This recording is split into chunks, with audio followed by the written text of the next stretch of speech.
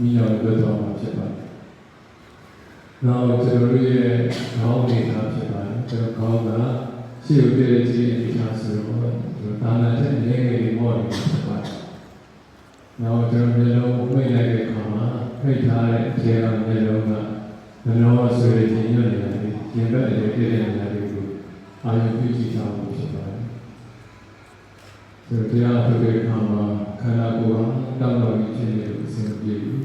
စိတ်လျှော့ကြောက်ထားမှာဖြစ်ပါတယ်။ဒီဘဝရှိတဲ့ပြေပါတပြင်းချအကျော်လျှော့စိတ်လျှော့ကျွန်တော်ခန္ဓာကိုယ်က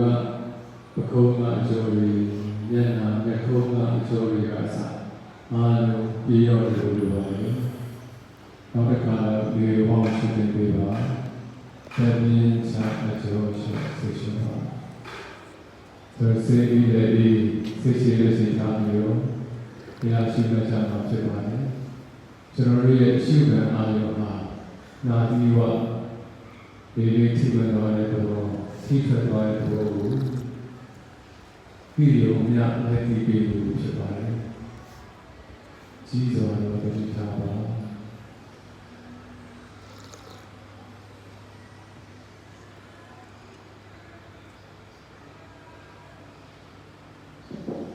တရားထုတ်တဲ့အခါမှာကျွန်တော်တို့ပြန်လို့ချက်ထားရတယ်။ကိုပေးနာလူတွေကိုယ်ပတ်ဝန်းကျင်လူတွေနဲ့လူငယ်စီဝါရေးကြမ်းပါရင်ဘာမှဆက်ဆက်မရှိဘူး။ဒီစိတ်ရင်းတွေတော့ထားရမှာဖြစ်တယ်။ဗရဏာဒုတိယတွေပေါ်ရတယ်။ကျွန်တော်အားလုံးမှာအချင်းကြီးပြီးသွားနိုင်တဲ့လူတွေဖြစ်ပါတယ်။အပေကူနဲ့ဉာဏ်ဥအောင်ဒီတရားတိုင်းမှာဉာဏ်ဥအောင်ရှုမှတ်တယ်လို့ဆုံးဖြတ်ချက်ချပြီးရှုဖို့ဖြစ်ပါတယ်။နာပြီးပါလိမ့်မှာဒီလိုရှိဝင်တယ်ထိထွက်တယ်ပြီးရုံနဲ့လက်ပြီးပြီးနေတာဖြစ်ပါတယ်။ဒီလိုလေကျွန်တော်ရဲ့စိတ်ဟာပြန်နေတဲ့သဘောရှိတယ်။ဒီစိတ်တွေကကြီးစွာတော့ဒီထားပါတခြားတစ်ပါးသောအာယုကိုစိတ်တွေမပြတ်လွင့်အောင်ထက်ခါတတိပိထိန်းသိမ်းဆောင်ရှောက်ထားလို့လိုပါတယ်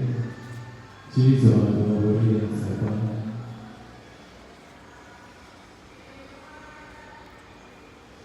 ရားထုတ်တဲ့အခါ